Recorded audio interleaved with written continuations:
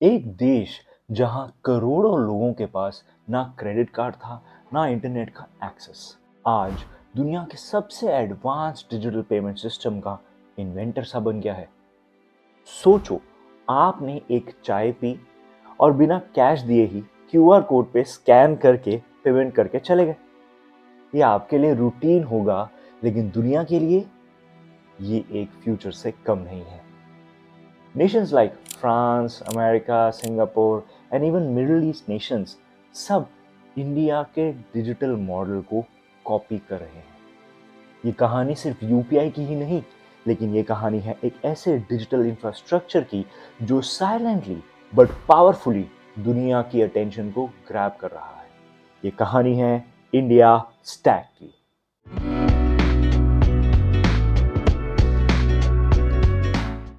2011 तक सिर्फ 35% Indian adults के पास बैंक अकाउंट था।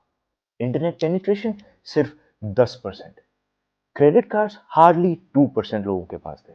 रूरल एरियाज में तो बेसिक बैंकिंग एक्सेस भी नहीं था। तब भारत की गवर्नमेंट ने डिसाइड किया कि हम शॉर्टकट्स नहीं लेंगे, हम एक ऐसा इंफ्रास्ट्रक्चर बनाएंगे जो बॉटम अप। और यहीं से शुरू होती है कहानी इंडिया स्टैक की। अब सवाल उठता है, इंडिया स्टैक है क्या? सोचिए, अगर आपको अपना बैंक अकाउंट खोलना है, कोई भी लोन लेना है, स्कूल में एडमिशन पाना है या फिर एक गवर्नमेंट का फॉर्म भरना है, तो आपको नॉर्मली क्या चाहिए होता है? एक एड्रेस प्रूफ, एक आईडी प्रूफ, बैंक का कोई स्टेटमेंट, कोई सिग्नेचर और कई बार तो एक एजेंट या मिडलमैन की भी जरूरत। अब इमेजिन करो कि ये सब कुछ आप अपने मोबाइल फोन से एक ऐप पर क्लिक करके ही बिना किसी कागज, बिना किसी लाइन, बिना ही करप्शन के सारी चीजें फुलफिल कर सकते हो। ये है इंडिया स्टैक, एक मॉड्यूलर, ओपन और इंटरऑपरेबल डिजिटल इंफ्रास्ट्रक्चर जिसे गवर्नमेंट ऑफ इंडिया ने बनाया, लेकिन सबके यूज की। It is an open source, so anybody can use it. India stack के 4 कोर लेयर्स हैं, जिसे आप एक डिजिटल बिल्डिंग के फ्लोर्स की तरह समझ सकते हैं। पहला, प्रेजेंसलेस लेयर, आधार का लेयर। 2010 के आसपास आधार लॉन्च हुआ, एक 12 डिजिट यूनिक आइडेंटिटी नंबर जिसे आप बायोमेट्रिक और डेमोग्राफिक डेटा से लिंक भी कर सकते हो। इनफैक्ट बहुत सारे बैंक अकाउंट्स लिंक है। आज 1.3 बिलियन इंडियंस के पास आधार है। दुनिया का सबसे बड़ा बायोमेट्रिक आईडी सिस्टम है वो। इससे आइडेंटिटी वेरीफाई करने के लिए अब किसी को आपका पैन कार्ड या राशन कार्ड दिखाने की ज़रूरत नहीं है। आपके फिंगरप्रिंट्स या एक ओटीपी आएगा जिससे आपका सारा काम हो जाता है। आप अपनी आइडेंटिटी प्रूव और वेरीफाई कर सकते हो यूजिंग दिस आधार सिस्टम। दूसरा है paperless layer, e KYC and e sign का लेयर। आधार के ऊपर बिल्ड हुआ paperless onboarding system. E KYC का मतलब है नो योर कस्टमर, बिना कागजों के। बैंक्स, टेलीकॉम कंपनीज, इंश्योरेंस सब आपकी आइडेंटिटी डिजिटली वेरीफाई करती है और ई साइन से आपके लीगल डॉक्यूमेंट्स पर सिग्नेचर होते हैं, जो कि बिना कुछ स्कैन करे ही आपकी वेरिफिकेशन कर लेता है। बस एक ओटीपी और आपका काम हो गया। ये दोनों चीजें कंप्लायंस भी सिंप्लीफाई करती हैं और फ्रॉड भी कम करती हैं। तीसरा है कैशलेस लेयर, यूपीआई लेयर। अब जब आइडेंटिटी और वेरिफिकेशन सेट हो गया, तो पैसे कैसे मूव होंगे? यही आता है यूपीआई, यूनिफाइड पेमेंट्स इंटरफेस। ये एक ओपन पेमेंट प्रोटोकॉल है जहां बैंक से बैंक ट्रांसफर हो सकता है इंस्टेंटली, 24/7 और बिना किसी ऐप के मोनोपोली के। जीपे, फोन पे, पेटीएम, भारत पे, भीम सब यूपीआई का यूज करते हैं। आपका पैसा आपके अकाउंट में ही रहता है, ऐप सिर्फ इंटरफेस होता है।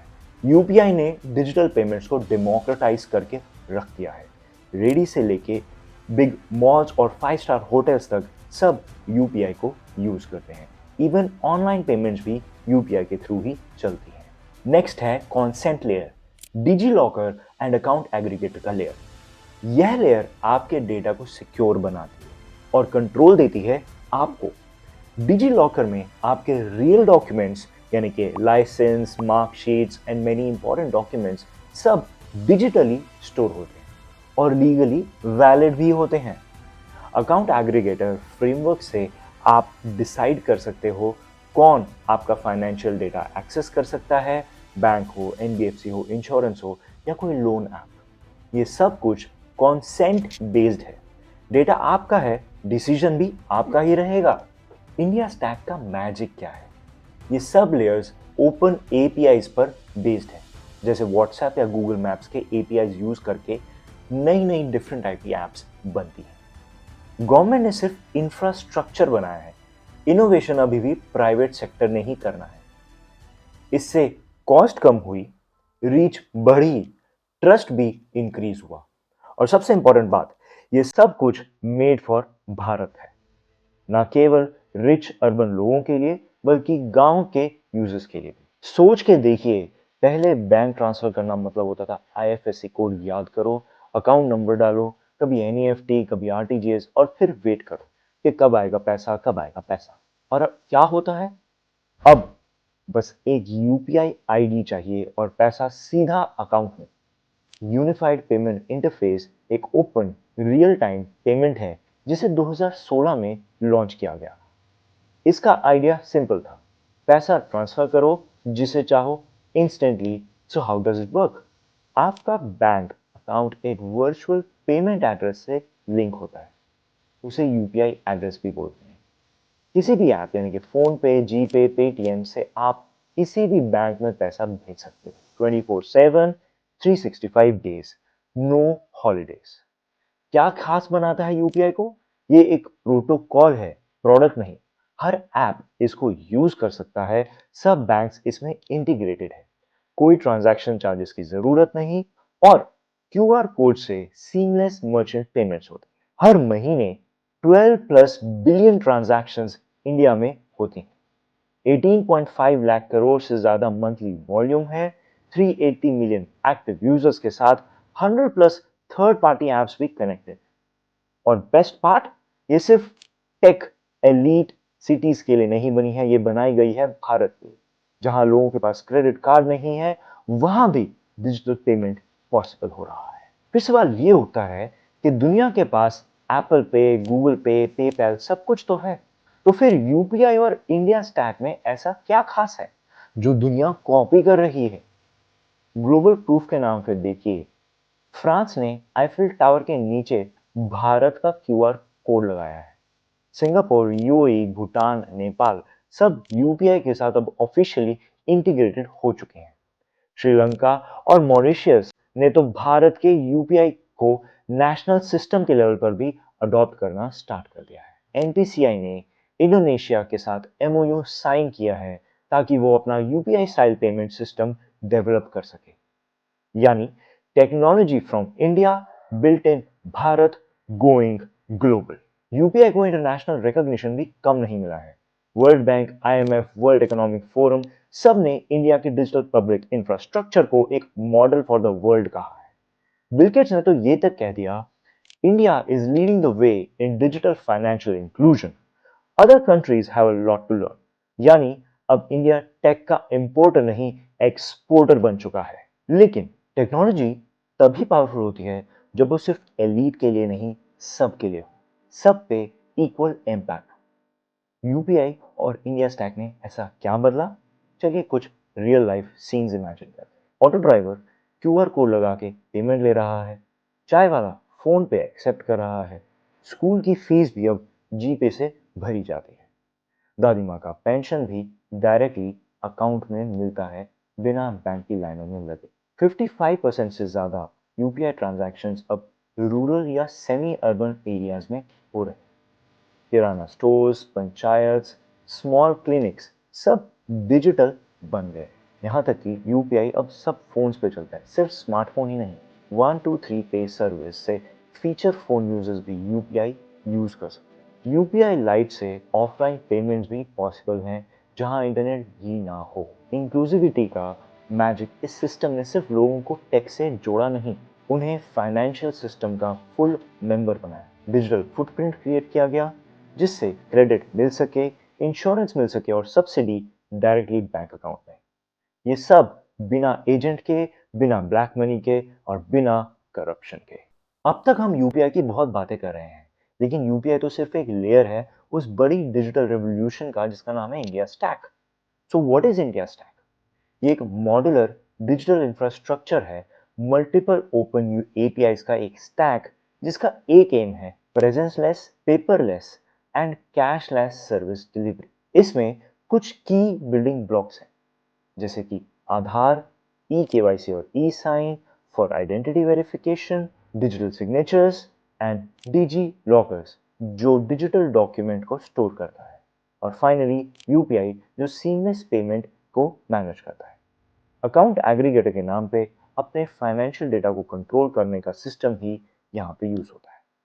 ये सब एपीआईज गवर्नमेंट ने फ्री ऑफ कॉस्ट पब्लिक के लिए ओपन रखी हैं। यानी कि digital India is not just a project, it's a platform. इसकी कुछ रियल वर्ल्ड एप्लीकेशंस हैं। फॉर एग्जांपल बैंक अकाउंट खोलना हो तो आधार, ई केवाईसी, ई साइन से सब हो जाता है। ड्राइविंग लाइसेंस या मार्कशीट डिजी लॉकर से इंस्टेंटली फेच हो जाती है। लोन लेना है, UPI for repayment can be utilised, और account aggregator for income proof भी यूज होता है।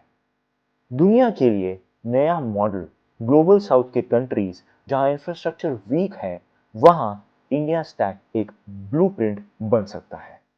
ब्राजील, फिलीपींस, केन्या सब इस मॉडल को रेप्लिकेट करने की कोशिश कर रहे हैं। तो आज जब हम एक चाय वाले को क्यूआर कोड से पैसे लेते देखते हैं, या एक स्टूडेंट को डिजी लॉकर से मार्कशीट भेजते हुए देखते हैं, तो समझ में आता है कि यह कोई ऐप रेवोल्यूशन नहीं है, ये एक साइलेंट डिजिटल रेवोल्यूशन। इंडिया ने प्रूव किया कि आप वर्ल्ड क्लास टेक लीडर बन सकते हो बिना बिलियन डॉलर बजट। आप सबको डिजिटल इकोनॉमी में शामिल कर सकते हो बिना इंग्लिश सिखाए, और आप एक डेवलपिंग कंट्री होते हुए भी ग्लोबल टेक लीडर बन सकते हो। ये ग्रोइंग इंडिया की स्टोरी है, जहां जुगाड़ से इंफ्रास्ट्रक्चर बनाया गया और गवर्नमेंट प्लस प्राइवेट सेक्टर ने मिलकर फ्यूचर डिजाइन किया। अब जब दुनिया पूछ रही है how did India do it, तो जवाब सिंपल है, by building for the last citizen first. आगे क्या? इंडिया स्टैक खत्म नहीं हुआ है, अभी तो ये शुरुआत है। अब आ रहे हैं नए layers, ONDC for e commerce, health stack for health data, agri stack for farmers. Amazon, Flipkart जैसे ई कॉमर्स जायंट्स के अगेंस्ट भारत का अपना डिजिटल बाजार ओएनडीसी। सब कुछ ओपन, इंटरऑपरेबल और देश के लिए टेलर मेड। और इस बार दुनिया सिर्फ देख ही नहीं रही है, बल्कि अडॉप्ट और सीख रही है। टेक्नोलॉजी जब इंक्लूसिव होती है तभी वो पावरफुल होती है। इंडिया स्टैक ने हमें दिखाया कि अगर सही इंटेंट हो तो टेक्नोलॉजी बिलियन लोगों की जिंदगी बदल सकती है। आप इस रेवोल्यूशन का ऑलरेडी एक पार्ट हैं जब भी आप एक छोटी सी यूपीआई पेमेंट करते हैं। तो वीडियो को लाइक करो अगर आप प्राउड हो अपने डिजिटल भारत का हिस्सा बनने पर। कमेंट्स में लिखो आपने अपनी पहली यूपीआई पेमेंट कब की थी और कितने की थी। ऐसे ही डीप टेक कहानियों के लिए जो सिर्फ फैक्ट्स नहीं विजन भी दिखाती हैं, चैनल को सब्सक्राइब करो। This is wisdom seeker and I am professor TJ signing off.